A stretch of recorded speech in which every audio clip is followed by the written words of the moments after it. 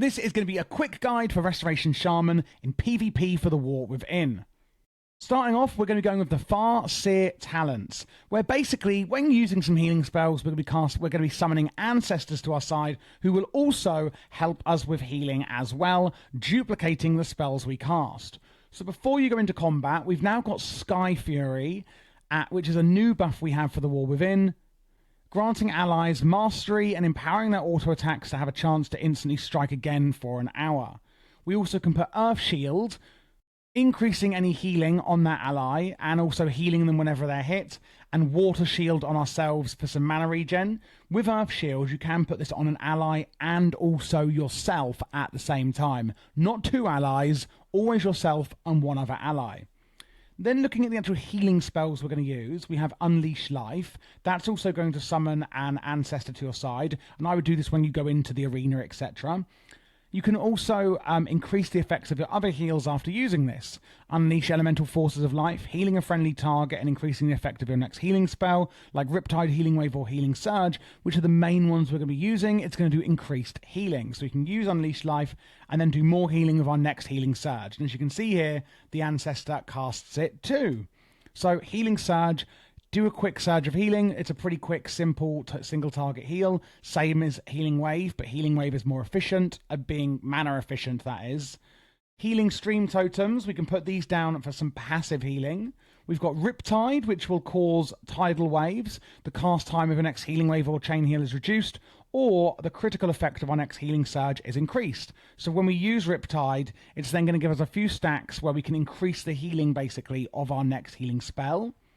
And then Primordial Wave, healing them and applying Riptide, which is the spell I just mentioned, and your next healing wave will also hit everyone affected by Riptide for a smaller amount as well. Going on to more of like the cooldowns, we have Ancestral Swiftness, where your next healing spell has no mana cost and deals increased healing, and it will get an ancestor to your side. Then we have Ancestral Guidance, no ancestor for that one. However, for the next 10 seconds, some of your healing done and your damage done is converted to healing on nearby allies. Bloodlust, I'm sure everyone knows that one.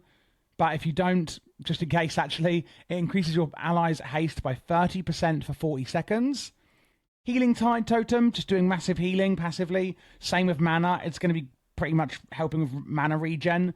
Spirit Link Totem is an interesting one. You can place it, and everyone within here is going to have their health redistributed. So imagine you get bursted down. Well, basically, what's going to happen is it's going to redistribute you and your allies' health so that hopefully you won't die.